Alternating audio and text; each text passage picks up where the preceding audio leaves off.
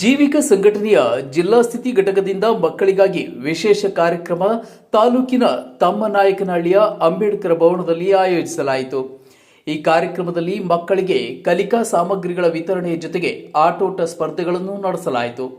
ರಾಜ್ಯ ಸಂಸ್ಥಾಪಕ ಅಧ್ಯಕ್ಷ ಕಿರಣ್ ಕಮಲ್ ಪ್ರಸಾದ್ ಈ ಕಾರ್ಯಕ್ರಮದಲ್ಲಿ ಭಾಗವಹಿಸಿ ಮಕ್ಕಳೊಂದಿಗೆ ಸ್ವಲ್ಪ ಸಮಯ ಕಳೆಯುವ ಮೂಲಕ ನವೀನವಾದ ಅನುಭವ ನೀಡಿದರು.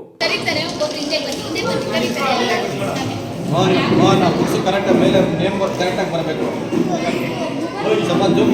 ವೇದಿಕೆ ಮೇಲೆ ಆಸೀನರಾಗಿರ್ತಕ್ಕಂಥ ಜೀವಿಕಾ ಜೊತೆಗೆ ಈಗ ದೊಡ್ಡವರು ಎಲ್ಲ ಹೋದ್ರು.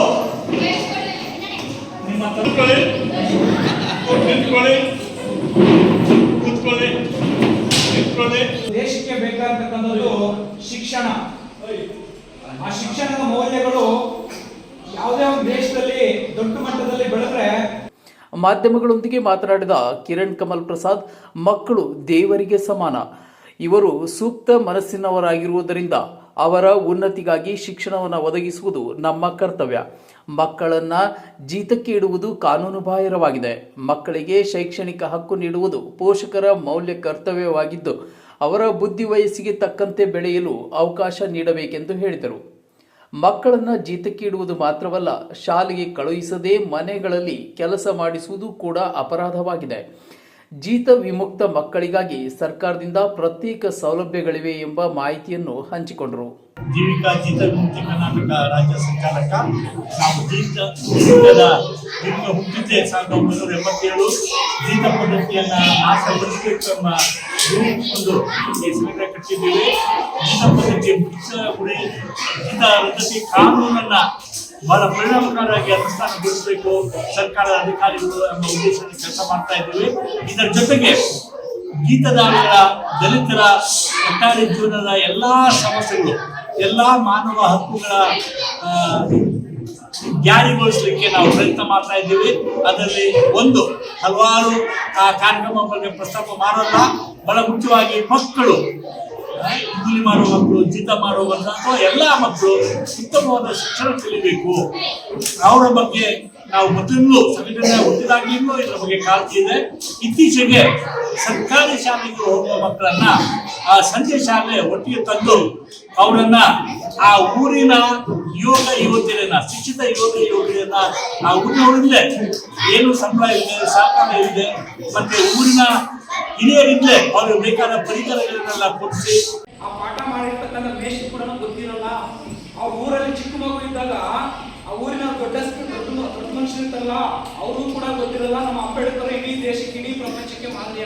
ಜೀವಿಕ ಸಂಘಟನೆ ವತಿಯಿಂದ ಚಿಕ್ಕಬಳ್ಳಾಪುರ ಮತ್ತು ಬಾಗೇಪಲ್ಲಿ ತಾಲೂಕುಗಳಲ್ಲಿ ಒಟ್ಟಾರೆ 26 ಹಳ್ಳಿಗಳಲ್ಲಿ ಸರ್ಕಾರಿ ಶಾಲೆಗಳಲ್ಲಿ ವ್ಯಾಸಂಗ ಮಾಡುತ್ತಿರುವ ವಿದ್ಯಾರ್ಥಿಗಳಿಗೆ ಜೀವಿಕಾ ವತಿಯಿಂದ ಬಾಲಕಿರಣ ಶೀರ್ಷಿಕೆಯಡಿ ಸಂಜೆ ಶಾಲೆಗಳನ್ನು ಪ್ರಾರಂಭ ಮಾಡಿದ್ದು, ಶಿಕ್ಷಣದಲ್ಲಿ ಮಕ್ಕಳು ಉತ್ತಮವಾದ ಗುಣಮಟ್ಟದ ಶಿಕ್ಷಣ ಕೊಡುವ ದೃಷ್ಟಿಯಿಂದ ಸಂಜೆ ಶಾಲೆಗಳನ್ನು ನಡೆಸಲಾಗುತ್ತಿದ್ದು, ಮಕ್ಕಳಿಗೆ ವಾರ್ಷಿಕವಾಗಿ ಕಲಿಕಾ ಸಾಮಗ್ರಿಗಳನ್ನು ವಿತರಿಸಲಾಗುತ್ತಿದೆ.